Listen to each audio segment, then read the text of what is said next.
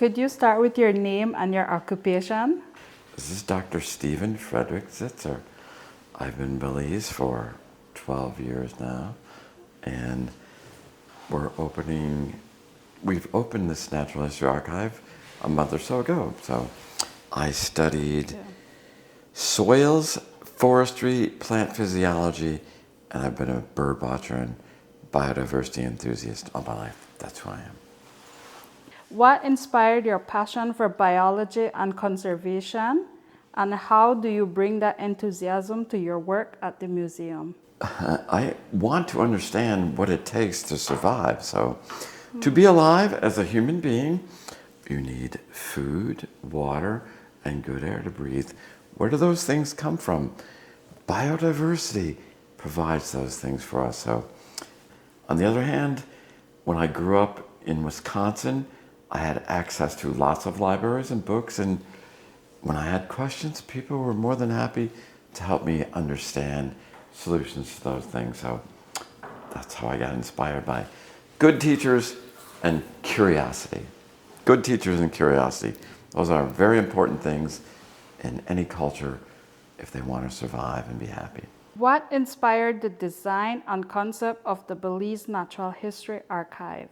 Before the Belize Natural History Archive was established in the last year, I've been working with the National Institute of Culture and History, the national parks in Belize. So I work with biodiversity preservation. So through those venues, and as we all know, COVID threw a curveball to everybody's lifestyle. So that changed a lot of our aspects about how we were displaying biodiversity, and it evolved into an opportunity with Miss Elena to finance this wonderful place to promote biodiversity, because without it, the world would be an unpleasant place to live in.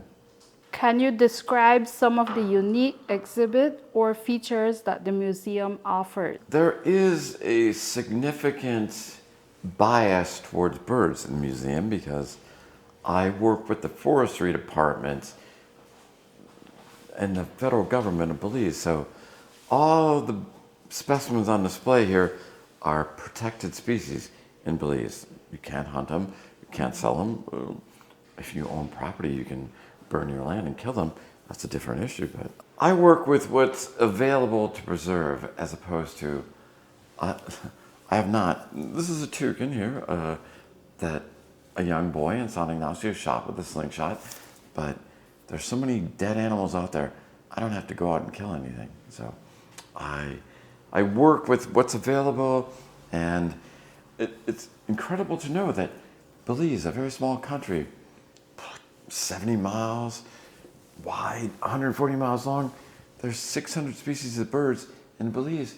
That's almost as many in all of North America. So I came to Belize in 1990, and when I saw it, I knew I had to come back. So I came back in 2012 and been here 10 years now, and hopefully I get my nationality in the next couple months, but I'm Belizean to the bone, and that's why I do this, for Belizeans. How does the museum plan to engage the local community and encourage public participation? There's levels from the children to the adults that are involved in the community. So in the past, we've worked with the National Institute of Culture and History and had exhibits there.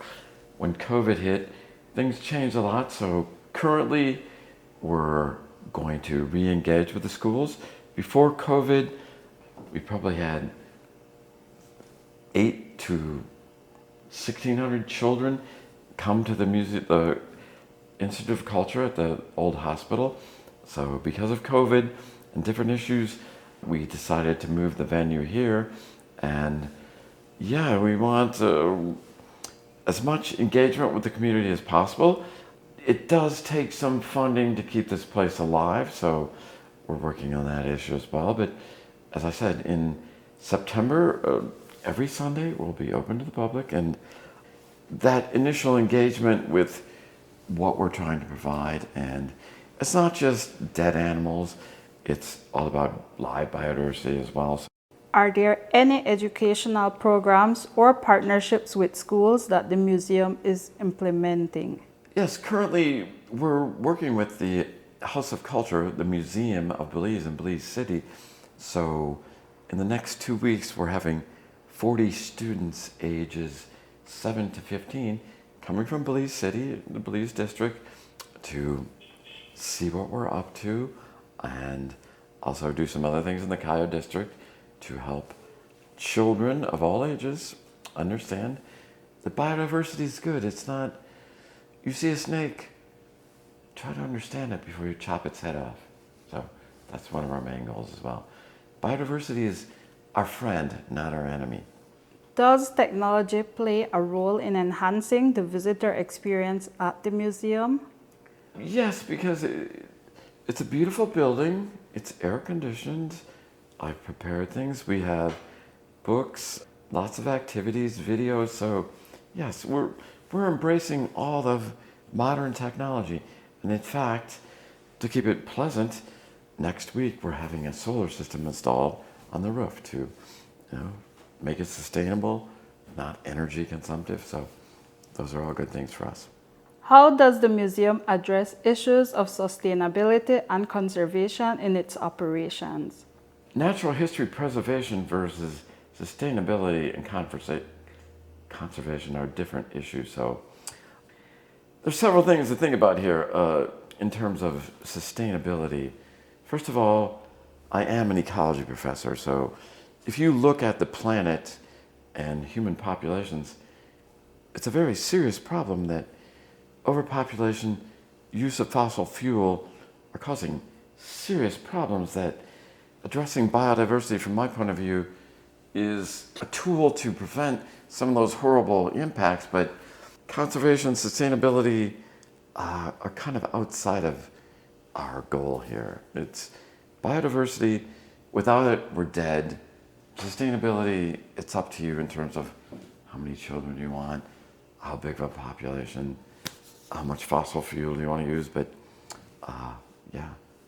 How will the museum curate its collection and what criteria are used for selecting exhibits? This all came about starting in 2014 when I attended the birding Christmas count with the Audubon Society in Punta Gorda, Toledo, where I can say I'm from, but Toledo, Ohio. But anyway, so going there, I met some people that worked with the forestry department and Belize Bird Rescue, and all these animals are dying from different injuries, and not purposely, but sometimes also purposely. But so I found out that this resource was available, so I decided that it was an opportunity to contribute. So that's really how I got started, I guess.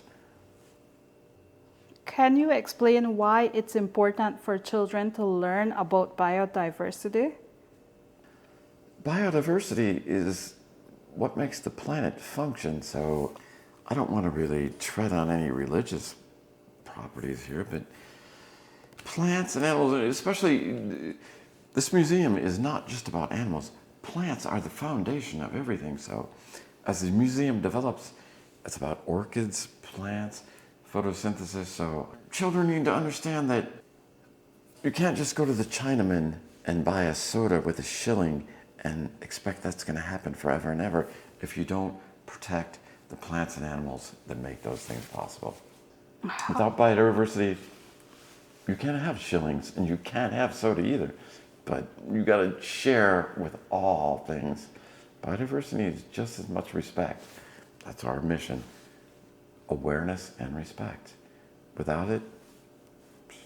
How do you envision the museum evolving in the next 5 to 10 years? I see engaging more with the community and developing bigger exhibits that include things in the building, things outside, a library, presentations on a regular basis, teaching about how to preserve things.